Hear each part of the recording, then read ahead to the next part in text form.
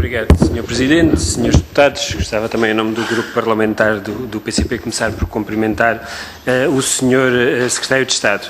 O Sr. Secretário de Estado já nos falou aqui nos números globais do turismo, falou-nos naquilo que são as suas considerações e observações sobre estes números. E nós gostávamos de saber, de fazer uma análise mais, esmiuçar um bocadinho para perceber se isto é igual em todos os setores, se é transversal a todos os subsetores do turismo, ou se há aqui diferentes nuances relativamente a um ou outro subsetor.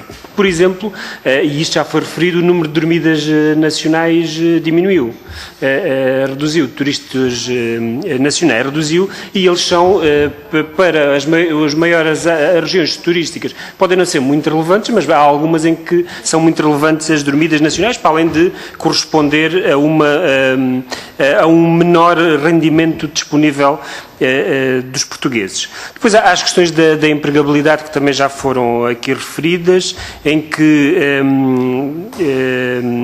há o aumento de empregabilidade em alguns trimestres, mas também há redução, pelo menos o segundo trimestre de 2012, há uma redução do número de empregos no turismo. E qual é a leitura que podemos fazer disto?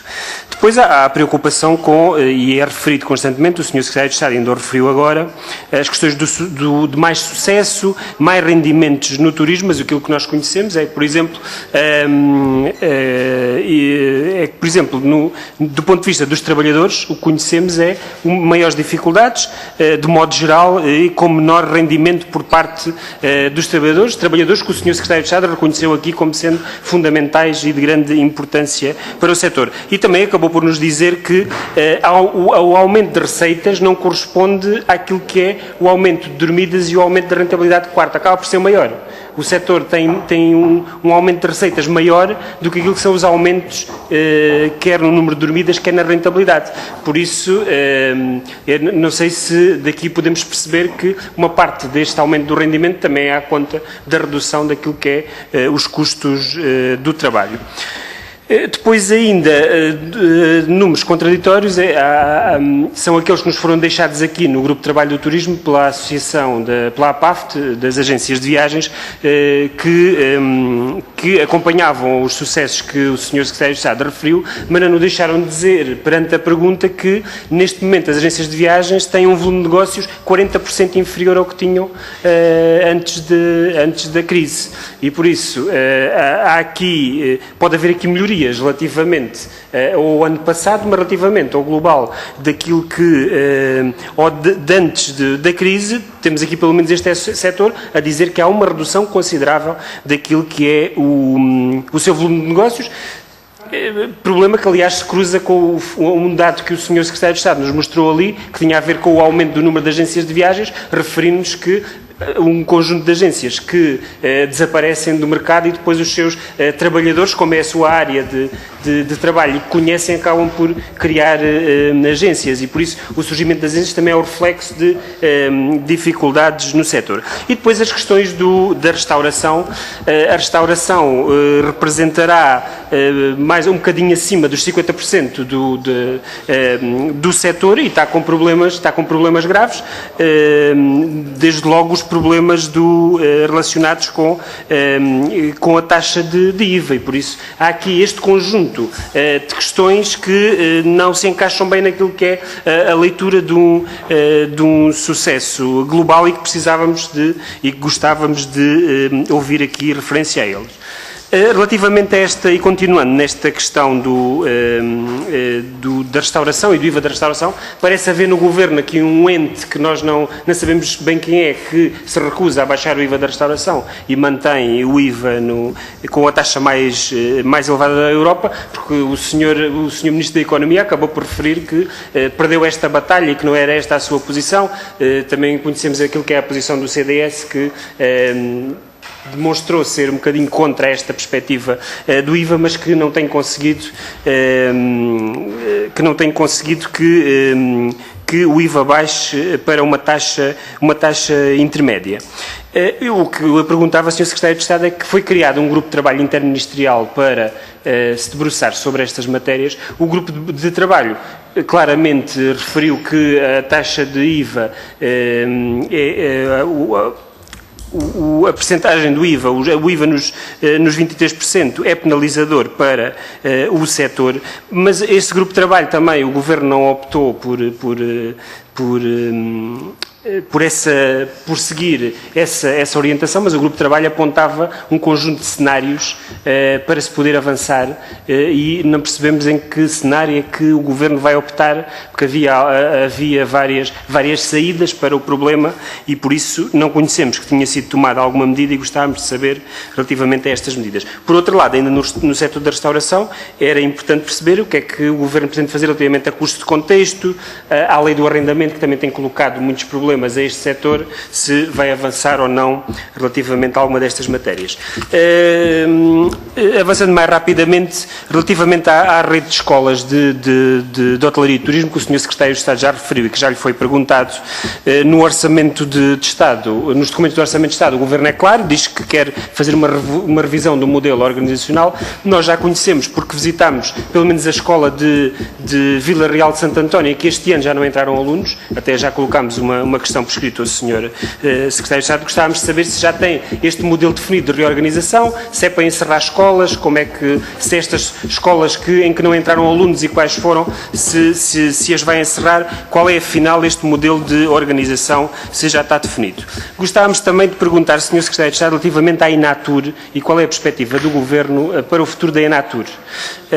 No Orçamento de Estado, percebemos que há uma redução global acentuada de mais de 50% no Orçamento de Estado, quer das receitas, quer das despesas, no âmbito da Enatur, perceber qual é a posição do Governo, o que é que o Governo pretende fazer com a Enatur.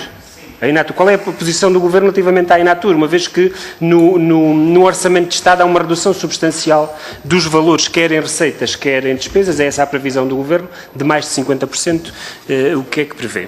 Relativamente ao Inatel, também gostava de perguntar, Sr. Secretário de Estado, recentemente vieram ao público umas notícias que o Governo se preparava para, em algumas unidades, fechar para darem lugar a residências de luxo para séniores. Isto foram notícias que vieram a público, os trabalhadores manifestaram preocupação, quer com os postos de trabalho, quer com o património da Enatur, e por isso, do Inatel.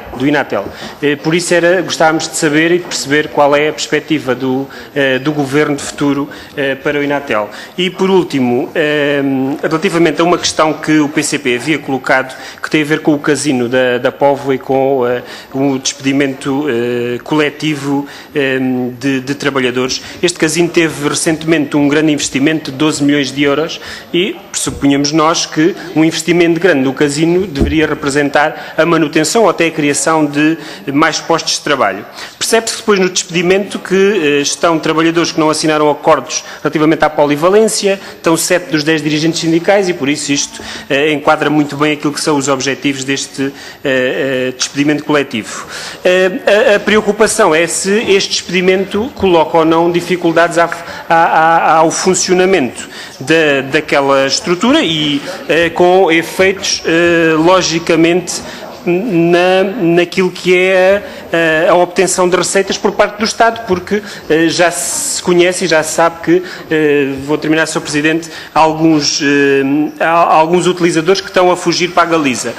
Na resposta que o Governo deu, fala nos princípios orientadores da fiscalização, diz que o problema do despedimento coletivo é do Ministério do Trabalho e não do seu Ministério, mas o que não respondeu, não gostávamos de saber, é se acompanham ou não estas matérias e se receiam ou avaliaram se isto tem impedimentos, se tem implicações ou não na capacidade de funcionamento daquela estrutura. Muito obrigado, Sr. Presidente. Sr. Secretário de Estado, ainda voltando à questão da restauração e do IVA, Eu, se calhar, não fui muito claro quando coloquei a questão do grupo de trabalho interministerial e dos seus resultados. O grupo de trabalho apontava 4 cenários. Um deles era não fazer nada. O relatório do grupo de trabalho foi produzido em agosto de 2013, por isso a tempo de ter reflexos no Orçamento de Estado para 2014. Um dos cenários era não fazer nada, foi esse que o Governo optou. O Sr. Secretário de Estado diz que ainda é cedo relativamente a um próximo Orçamento de Estado e por isso a pergunta é se pretende manter este cenário ou se há intenções de equacionar uma mudança de um daqueles cenários apontados. Ainda nesta matéria, eu julgo que esta questão era relevante e gostava de colocar, Sr. Secretário de Estado. Uma das queixas do setor é que é vítima de uma concorrência menos leal com o setor da hotelaria, tendo em conta que as refeições são vendidas em pacote e em que conseguem comprar os pacotes por um preço por uma taxa de IVA inferior àquela que é vendida na restauração. E cada vez mais os hotéis estão a optar por fazer as vendas em pacote. Isso tem implicações sérias no setor da restauração, desde logo porque há uma taxa diferenciada nos produtos. Qual é a perspectiva da Secretaria de Estado relativamente a este problema em concreto e como é que pretende intervir para o alterar? Outra questão tinha a ver com as companhias aéreas, o Sr. Secretário de Estado já o referiu, até referindo que a posição do Governo é de se abster relativamente a esta matéria da forma como, dos mecanismos de angariação de clientes. O que nós conhecemos, ou conhecemos mal, muitas vezes são os contratos que são feitos com as low cost, que se conhecem mal os seus contornos e nomeadamente os pagamentos que são feitos.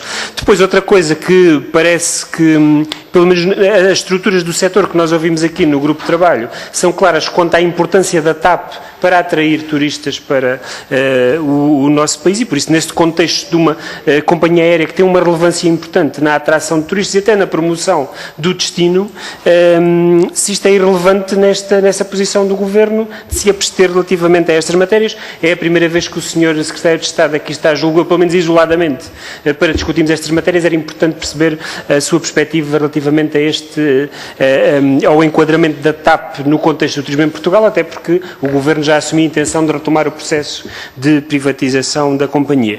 Uma última questão tinha a ver com a questão dos fundos comunitários, mas ela já foi colocada para perceber a perspectiva, o que é que está a ser desenhado para o próximo quadro comunitário de apoio, nomeadamente nesta questão que foi colocada das regiões de convergência, sendo que o grosso do turismo em Portugal, em termos de dormidas e de capacidade hoteleira, está situado fora de regiões de convergência. Como é que o Governo está a pensar cozer isto tudo e quais são as perspectivas de apoio no próximo quadro comunitário? Muito obrigado.